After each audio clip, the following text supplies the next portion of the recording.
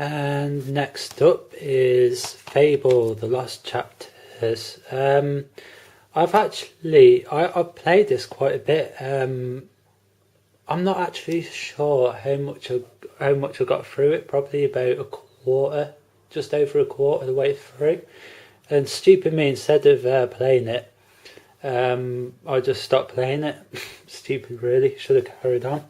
This was probably quite some time before Fable 2 came out, so I probably should have carried on playing that. But yeah, it's an awesome game. Probably left it a bit too long now to dive back into it. I'd have to start a new game, but yeah, it is pretty good. Don't believe what people say about it not being as good as Peter Molyneux said it was going to be. They give him too much bad press, I think, or give him too much of a hard time, in my opinion. Next up is San Andreas. I don't really need to go on about this one, do I? We all know this one. I've actually came around to the fact that it does actually look a hell of a lot better on the Xbox than it does on the PlayStation. So, yeah, that's that one. Lord of the Rings: The Third Age. I avoided this one when it was released because I wasn't into RPGs, and the thought of a turn-based RPG for Lord of the Rings just really didn't sit well with me at the time. I really couldn't understand it, to be quite honest with you. But I have played about an hour or so of this, and oh man, it's one that I really want to get into. Jade Empire. I've heard a little about this and don't know too much about it. I know it's meant to be a really good RPG, but I've not got into it. Morrowind. This was way back when, probably about a year into the time that I had a 360. After having a 360 for a year, find it better. Playing Oblivion and stuff, I really wanted Morrowind. I heard a lot about Morrowind, and people were saying at the time, and a lot of people still do say that Morrowind was a better game. I find that hard to believe, but considering I've not really played this game, I'm going to have to go with that. I can't argue, and this is from seasoned Elder Scrolls fans, so I really can't comment on it. But what I have played, I just can't get along with the graphics nowadays. However, if you've got a soft modded Xbox, what you can do is you can install this onto the hard drive and then use the PC mods that have been made for this, which do things like improve the graphics, improve the draw distance, improve the texture mapping and all that lot. Not all of them will work, but there's a majority of those mods that if you put those files into the certain folders within the save data of this game on your soft modded Xbox, then they'll work. So you can improve the graphics of this game and other bits and pieces to it. So I'm going to try that one day, but I need to wait till I get a bigger hard drive for the Xbox, but I'm definitely going to try that out. Then I'll probably give this a whirl, but I have tried it, but I just can't get along with the graphics. This cost me 30 quid when I bought it. Like I said, this was probably a year into the time that I actually had an Xbox. So yeah, that's quite expensive for original Xbox games. It's probably the most expensive original Xbox game I bought after the console stopped being supported, basically. Next up is Fahrenheit. Brilliant game, absolutely brilliant game. Not completed it. Basically what I did was before I got the physical copy here, I downloaded it off the Xbox 360 because it's on the original downloads bit. and I was playing through it. Not sure how far was getting through it. I think I got up to the bit where I was in the office and had to escape all these monsters, and you have to do all these quick time events to escape. I got up to that bit anyway, and the next time that I came back to play the game, for some reason my save file had been wiped and it wouldn't find, or corrupted or something, and it wouldn't find the save. So it meant I had to start again, and I just thought, oh fuck it. That really pissed me off because I didn't. It's not like I did anything for that to happen. It just did it. So I'm not really a big fan really of playing original Xbox games emulated on the Xbox. Even though I'm pretty pissed off that it doesn't emulate all the games, but there you go. Cold Fear. What can I say about this game other than it is shit? Oh my god, it's terrible. It's got huge potential. I mean, you're on a fishing vessel in the Arctic. No, not the Arctic. In the Bering Sea, I think it is. Something like that. Anyway, and it's really atmospheric. You got rain coming down. It is dark. The boat's moving from side to side. You got chains that are swinging everywhere. The problem that I have with this game is there's no fucking sound effects. Well, there is. I mean, if you fire your gun, you'll hear it shoot, but you don't hear the wind. You don't hear the rain. You don't hear the vessel creaking. You don't hear the sea. You don't hear chains or bits of metal clinking and clanking on the boat. You just don't hear any of that. You've got the music and then probably the sound of the gun and a few other sounds. But I mean, environmental, sound effects are non-existent in this game. And that puts me off. The fact that they made such an atmospheric looking game, but it, not having any environmental sound effects is just totally fucking bizarre. You just got like the music and that's it. Oh, just really bizarre that is. Found these, I think I got Project Zero and no, this is Project Zero 2 and Project Zero. I found these for £5 in each in what was it, Game Station, and yeah, I haven't played these. I've heard a hell of a lot about them now, but I just haven't got around to playing them. So one of my favourite horror games I've ever played, and just absolutely fucking stunning game, Call of Cthulhu, Dark Corners of the Earth. Really pissed off at the time that this game didn't get a PlayStation 2 release, because that's the system that I had.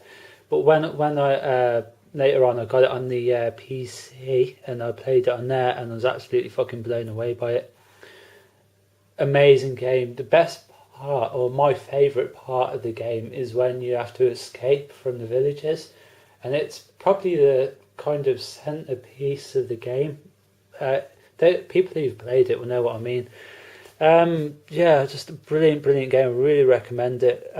Absolutely fantastic. The graphics are absolutely phenomenal. I really like the bits where, like if you see like dead bodies, or you see something really like horrible, like someone getting killed or blood, your vision starts going all like blurry, and you start to go insane, and you can have visions and flashbacks, and you start to go a bit mental.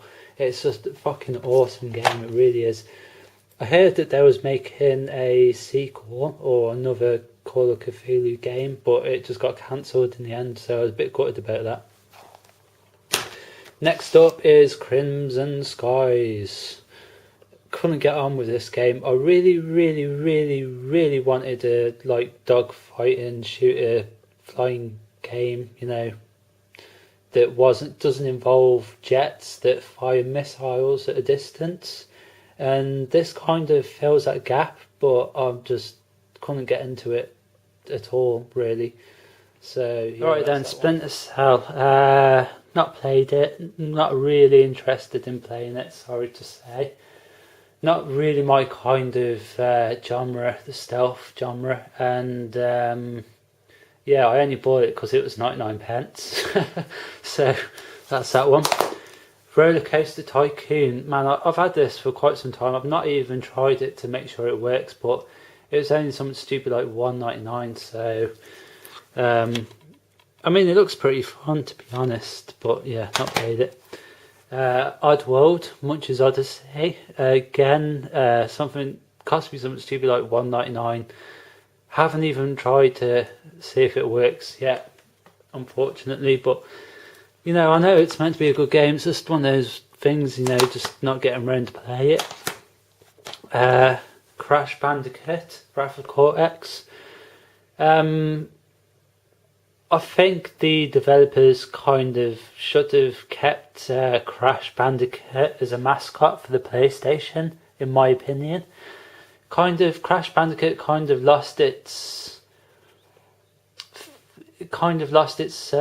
thing when it kind of went multi-platform, and I always thought of Crash Bandicoot as a PlayStation, you know, mascot anyway.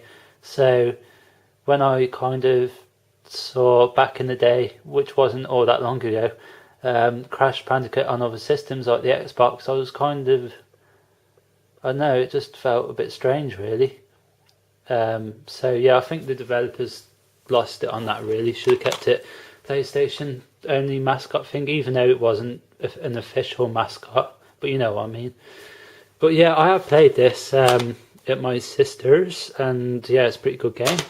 Sonic Heroes. I remember playing this back when it was released, and it didn't make me go wow, and it didn't make me my jaw drop, and it just made me kind of, I don't know, I just didn't have an opinion on it really, which I suppose if it was really awesome I would have been like, wow, I've got to play this game, but I wasn't. Maybe I wasn't into Sonic really that much by then, but yeah, so that's Sonic Heroes. Panzer Dragoon Order. Yeah, I got so far through this and then stopped, so I really need to get back on it again. It's not everyone's cup of tea, this one. It's very much, you know, you're either going to really like it or you're just not going to be into it whatsoever. It's one of those. But as I've said, if you like on the rails, you know, shooters, Panzer Dragoon series is one of the best. And obviously you got the Panzer Dragoon RPG, which it's not on the rails shoot, it's an RPG, but you know, it's still just as good. So that's that one. Time Splitters 2. Again, I bought this really cheap. As memory serves me correct, it was 99 pence from Game Station, and I still haven't checked out to see if it works. So yeah, but I've heard it's meant to be really good. Oh look, Splinter Cell Conviction, Chaos Theory. Again, really cheap game, and that's the reason why I picked it up. Not really into it or have the desire to play it or nothing. One thing I have noticed though, Splinter Cell and Chaos Theory, they're a bit like FIFA games. Of course, you see them absolutely fucking everywhere. Does anyone else see these games everywhere? Because I do. It just seems like they're being pimped out, just like the FIFA football games and stuff. Of course, I always see these everywhere, and they're always really cheap. But yeah, there you go. Call of Duty 2, the big red one. I swear to God, this Call of Duty game seems to be a kind of forgotten game in the Call of Duty series. It's absolutely. This is the. I think it's made by. I'm sure it's made by Treyarch. Yeah, it is. It is. It's made by Treyarch, and it's probably the only. Well, I suppose World at War was all right, but I mean, I would consider this Call of Duty game to be their best. I haven't played the new Call of Duty game, and I have no desire to. But this out of World at War and this is their best one. World, they made Call of Duty 3 as well, which was... I know everyone moans about Call of Duty 3 and how piss poor it was, but let's face it, at the time when it was released, I mean, the general consensus of Call of Duty 3 was that the single player was really not that great, but the multiplayer was pretty damn good. And that was the general consensus at the time. It's funny how you get a lot of people moaning about the game now, but, you know, everyone was playing Call of Duty 3 online at the time. You know, it seems like decades ago now, but, you know, it wasn't that many years ago. I mean, it was only about 4 or 5 years ago. Or maybe even more or less. I don't fucking know. But, yes, but Call of Duty, the big red one, fantastic single player game. Obviously on the, I think this had multiplayer on the original Xbox, but on the PS2 version, obviously, we didn't get any multiplayer stuff really because, it's a PlayStation and it really didn't, there wasn't an online thing really. I know, well, there was, but nobody used it. Medal of Honor Frontline. Now, how I played this game, and I'll stick by my guns on this one, no pun intended, that the PlayStation version of this game is the best. I know I played it on the PlayStation 2, absolutely, like, you know, to death. But, I don't know what it is, I just don't think the conversion has been very good on this. Or the making of this game, however they did it, it just ain't that great.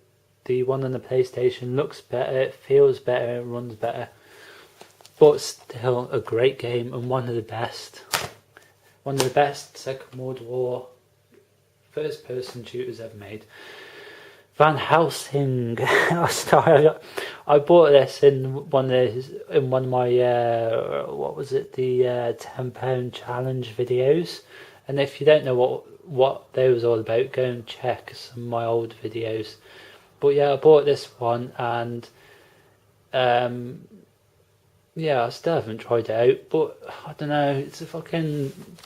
I didn't like the fucking film, and it's a, you know, film to games license, and they're always fucking shit, so I don't really want to check it out, to be honest. I probably will one day, but I'm not overly that fussed about it really, to be honest. Forza Motorsport, not played it. The only reason why I kept this game, because I'm really not into driving games that much, basically is because it's Forza Motorsport and it's got a reputation on the Xbox as being a really mint game, and I did have quite a few driving games, and I thought out of all of them, you know, if I'm going to keep any of them, then it's going to be Forza Motorsport, so that's why I've got that one.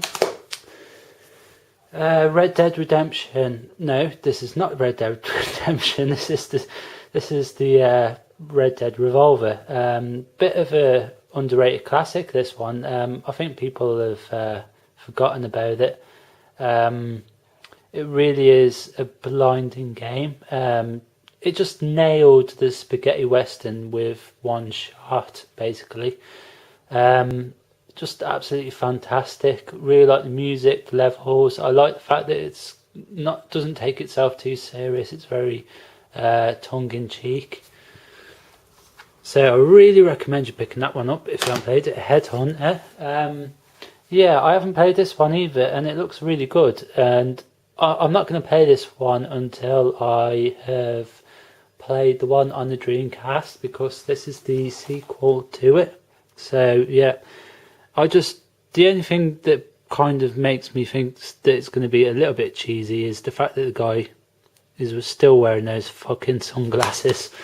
But there you go. Lord of the Rings: The Return of the King. Brilliant game. Get my words out. Brilliant game, but I really do prefer the Two Towers. I don't know why. That's just, you know, my personal choice, preference, whatever. But yeah, this is still a brilliant game, and I bought it as soon as it came out on the PlayStation and loved it. And it's just one of those games that you could just play for hours and hours on end, and it's just it's just fun. One of the absolute fucking best film to game licenses I've ever played. I've not completed it. I did get quite far in it, but I lost the save for it. So, along with Call of Cthulhu and this game, this is going to be the second game that I'm going to get into over the next couple of months. Because, like I said, just one of the best film to game licenses ever. Just the graphics and the story and just everything about it was just brilliantly done. It just proves that if you put a bit of time and effort into one of these movie licenses, then it can actually turn out good. And well, that's King Kong. That's all I've got to say about it anyway. Buffy the Vampire Slayer, meant to be a pretty good beat 'em up, and it's got Sarah Michelle Gellar in it. So enough said. I haven't played it though, but yeah, it's you'd think this would be pretty bad, but it's actually meant to be a really good game, to be honest. A lot of people that I've come across that have played this game says that it's really, really decent game. Very few people that have played this that I come across have actually said that they didn't like it, but I need to play it at some point. And then I've got Prince of Persia, The Warrior Within, and Prince of Persia, The Two Thrones. I think that one's meant to be the weakest one, I think. To be honest, I've never ever played the Prince of Persia games, so I don't know what to expect. I didn't really like all the jumping about that was on what's that game? Assassin's Creed. It just pissed me off basically. I'm not saying that this game is going to be the same, but I heard that the gameplay was meant to be, pretty similar in terms of all the wall climbing and jumping and everything. But then again, I really need to play the Sands of Time to really know. Like I said, never played it. I know it's meant to be a real classic, but when it was at the time of its release, I just kind of was like, I was too into my shooting games and everything, so there you go. But I will get into it, so there's those. Can't pick them up now. Next up is Crimson Sea. I have played a bit of this, and it's sort of like a shooting adventure RPG thing, and yeah, really isn't my thing really. So that's that one. And I bought this one because it is Broken Sword, and I haven't even played the original Broken Sword games yet, and I really like point and click adventure games. So once I played those, I'll play this one. But yeah, you know what, Broken Sword's meant to be a really good series, so I'm looking forward to playing through that one. So that's my Xbox collection.